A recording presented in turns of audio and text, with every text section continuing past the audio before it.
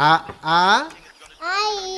Yes. ब ब बदक. क क कणीदार. आ ख ख खमंग.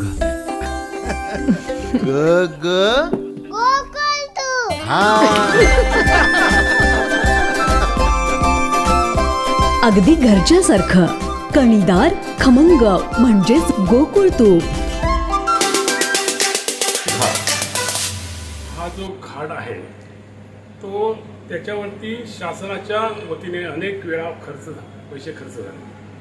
करोडोने रुपये त्याच्यावरती खर्च होत होता आणि दरवर्षी हा रस्ता खराब होतो. एखाद्या विषयावरती भ्रष्टाचार काय असतो, ज्या इंजिनियरनी त्याच्यावरती लक्षपूर्वक देऊन काम केलं पाहिजे होतं त्यामध्ये इंजिनियर्स हे जबाबदार धरले गेले पाहिजेत. कारण ह्या रस्त्याच्या थिकनेस असेल किंवा त्यातला वापरलेले डांबर असेल हे योग्य रीतीने न पडल्यामुळे हा रस्ता खराब झाला आहे आणि त्याची जबाबदारी ही इंजिनियर्सवरतीच येते. कारण त्यांनी लक्ष न दिल्यामुळे हा रस्ता खराब झाला आहे.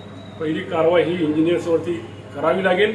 आम्ही या संदर्भात पोलीस स्टेशनवरती एक पत्र देऊ की हा भ्रष्टाचार आहे आणि ह्या भ्रष्टाचारामध्ये तात्कालीन जे कोणी असतील ते अधिकारी त्याला जबाबदार धरून त्यांच्यावरती, कारण अनेक अपघात झालेत, अनेक वाहनांचे नुकसान झालं आहे, अनेक लोकांना जखमी झाले आहेत.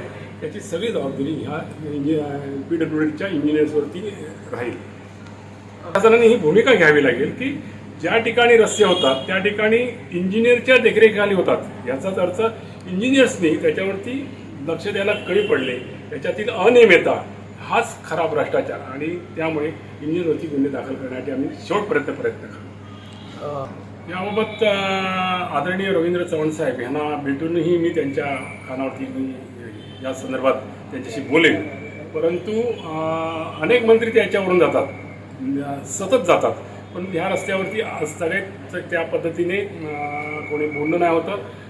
परंतु आंबोली, चौकुळ, गेळे ह्या भागातील व्यापारी असतील, या भागातील नागरिक असतील, या भागातील लोकप्रतिनिधी असतील, सरपंच आहे, उपसरपंच आहे, ग्रामपंचायत सदस्य आहेत, त्यांनी आम्ही जो लढा उभारू त्या लढ्याला त्यांनी पाठिंबा देऊन आमच्यासोबत बांधकामच्या अधिकाऱ्यांशी येऊन त्यांनी भेटून आपले व्यथा मांडणे आवश्यक आहे. आणि पालकमंत्री रवींद्र चव्हाणांना भेटून या संदर्भात त्यांच्या कानावर हा विषय घालू.